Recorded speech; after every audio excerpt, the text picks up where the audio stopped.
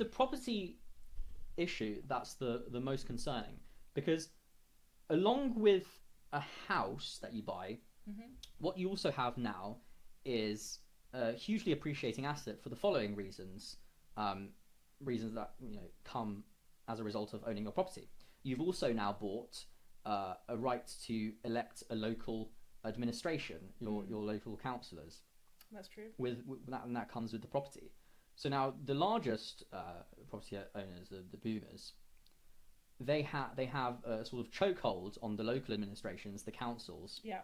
And they have a chokehold properties as well. So that inevitably will lead to local legislators legislating on these bottlenecks in development to maintain and inflate the value of the houses they bought 40 years ago. They effectively freeze that area where they live in time. As we said, gerontocracy, they have not only the most financial power, but the most voting power in this country as well. So the system is not going to change. But ideally, I would like to see a bit more of a libertarian attitude placed upon this, where it is every person or every household for themselves. And we see this in less developed countries, that still have working people supporting their elderly parents.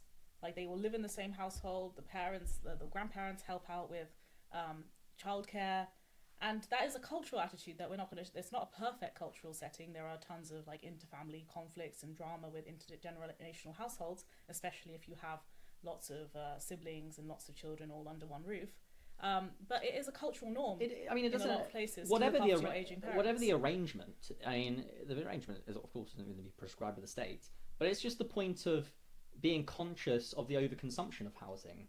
We can encourage the increase of supply of housing, but if it is true that the government is subsidizing the older generation, let's say a baby boomer that is living alone in a 5-bedroom house in London, commuting distance from the capital, that is clearly an overconsumption of housing, and that probably should be disincentivized, because most of the issues that we've talked about in this episode, the reduction in birth rates, the issues that men and women have, especially men, is the lack of availability of housing. It's more complicated than that, and getting your own house and settling down is a key milestone in life. It's more complicated than that, though, how to get granny and granddad out of the big family homes. Because you're going to talk about stamp duty and stuff. I'm not just going to talk about stamp duty, actually. I'm going to talk about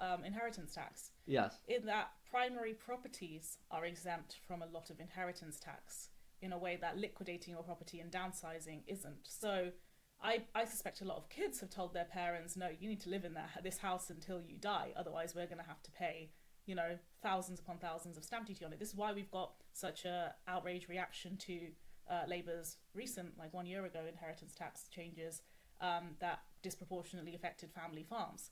Because again, the value of assets, when you try to change these thresholds and say this falls under inheritance tax and this doesn't, negatively affects people that are sitting on big assets and want to pass it down to their kids. So I don't know how you get both sides to agree to that. I don't think even the parents in their 60s, 50s or 60s want their parents to downsize and free up the cash if that means paying a lot of inheritance tax on it.